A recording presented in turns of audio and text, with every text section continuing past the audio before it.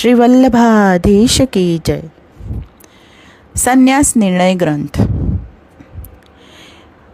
84 વૈષ્ણવોની વાર્તા ક્રમાંકમાં 72માં નરહરિ સંન્યાસી નામના વૈષ્ણવનું વૃત્તાંત છે.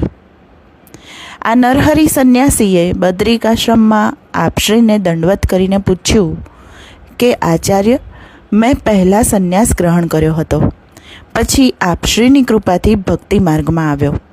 એનો શું પ્રકાર છે, આપ કૃપા કરીને મને કહો.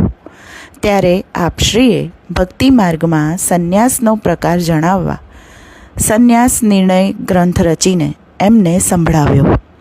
પુષ્ટિમાર્ગનો સિદ્ધાંત હૃદયારૂઢ કરાવ્યો.